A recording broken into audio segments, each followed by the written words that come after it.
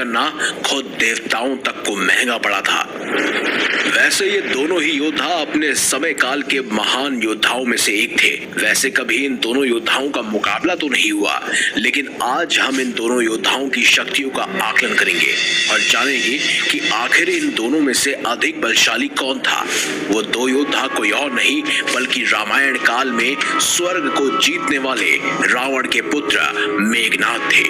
वहीं दूसरी तरफ महाभारत के एक शक्तिशाली योद्धा यानी सूर्यपुत्र दानवीर कर्ण है। अब अगर दोनों ही योद्धाओं का मुकाबला होता तो किस योद्धा की जीत होती? क्या कर्ण का कवच और कुंडल मेघनाद के घातक बाणों को सह पाता? इस आकलन को हमने 3 श्रेणियों में बांटा है, तो चलिए जानते हैं इन 3 श्रेणियों के हिसाब से किस योद्धा में अधिक शक्ति थी। पहला है वरदान की शक्ति।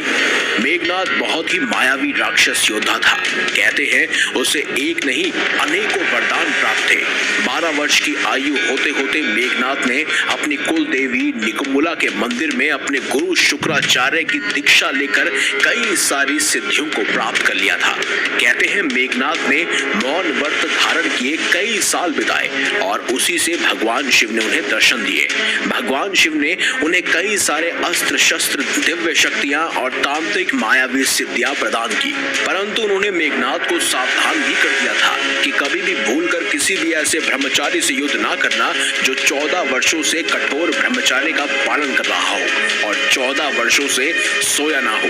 इसी के साथ उन्हें ब्रह्मा से भी वरदान प्राप्त था कि जब वो आपातकाल में कुलदेवी निकुम्बला का तांत्रिक यज्ञ करेंगे तो उसे एक ऐसे दिव्य रथ की प्राप्ति होगी और वो उस रथ पर बैठकर जब तक वो युद्ध करेंगे तब तक उन्हें कोई भी परास्त नहीं कर पाएगा और ना ही उनका वध कर पाएगा। परंतु उसे एक बात का ध्यान रखना होगा कि जो उस यज्ञ का बीच में ही विध्वंस कर देगा वही उसकी मृत्यु का कारण होगा।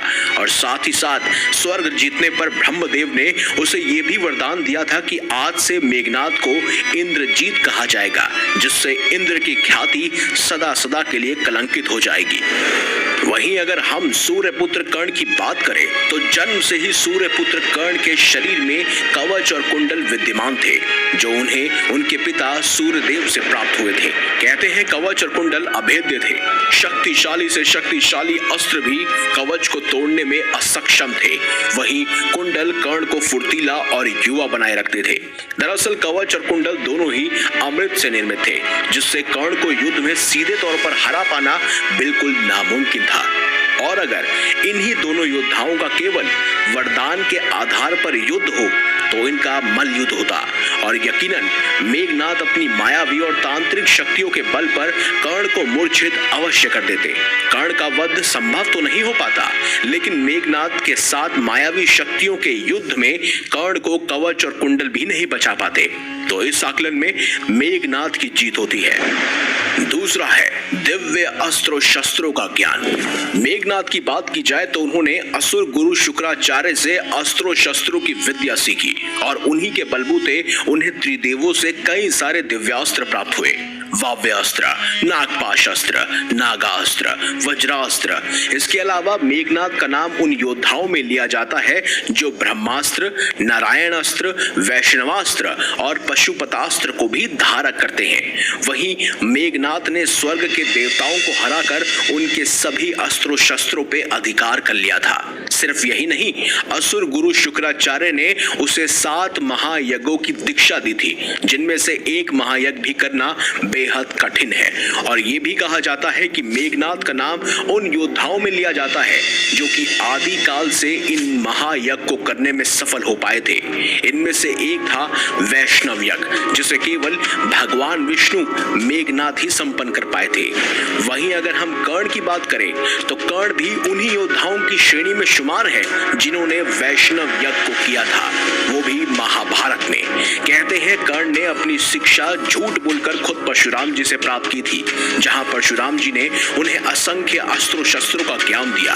उनके पास महान अस्त्र थे, जैसे आग्नेय अस्त्र, प्रजन्य अस्त्र, वाव्य अस्त्र, प्रणन अस्त्र, गरुड़ अस्त्र, नारायण अस्त्र, एकागिन अस्त्र और ब्रह्मास्त्र।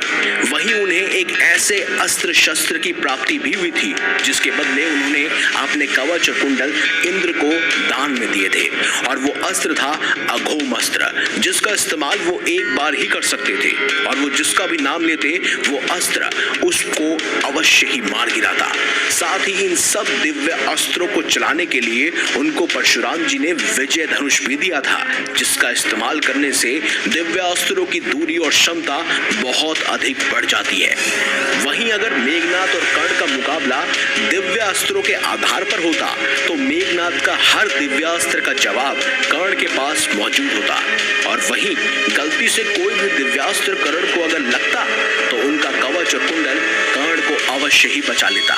ऐसे में दिव्यास्त्रों की प्रतिस्पर्धा में कर्ण की ही जीत होती।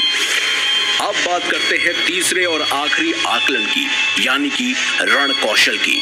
मेघनाद की बात की जाए तो देवासुर संग्राम के समय जब रावण ने सभी देवताओं को इंद्र समेत बंदी बना लिया था और कारागार में डाल दिया था, उसके कुछ समय बाद देवता वहां से निकलकर कारागार से भागने में सफल हुए। साथ ही साथ उन्होंने रावण को सुप्त अवस्था में अपने साथ बंदी बनाकर भी ले गए, परंतु मेघनाद ने पीछे से अदृश्य रूप में अपने दिव्य रथ पर आरूढ़ होकर देवताओं पर आक्रमण किया। देव सेनापति भगवान कार्तिकेय ठीक उसी समय देवताओं की रक्षा के लिए आ गए, परंतु मेघनाद को वो हरा नहीं पाए। मेघनाद ने न केवल देवताओं को पराजित किया, बल्कि इंद्र को अपना बंदी बनाकर वापस लंका ले गया और उसने स्वर्ग को भी जीता। कहते हैं मेघनाद ने अपने बल पर रावण को कई सारी जीत दिलवाई थी। वह लंका का सर्वशक्तिशाली सेनापति था।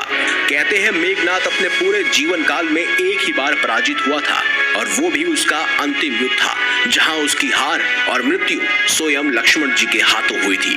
वहीं बात की जाए कर्ण की, तो कर्ण बेहद ही शक्तिशाली योद्धा था। महाभारत में केवल एक ही योद्धा था जिसने दिग्विजय यात्रा की उपलब्धि को हासिल किया था।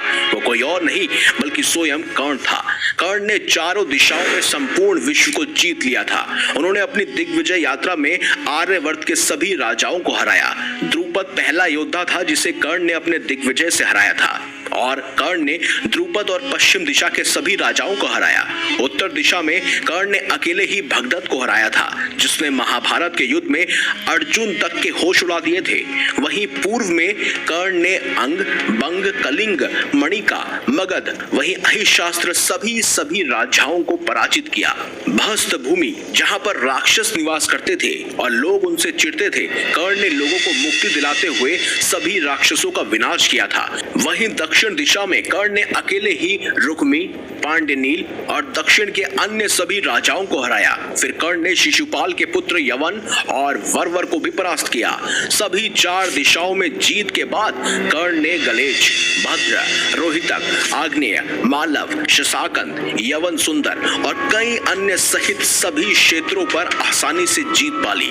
यहाँ तक कि महाभारत के युद्ध में अर्जुन को कर्ण को हराने में बहुत दिक्कतों का सामना करना पड़ा।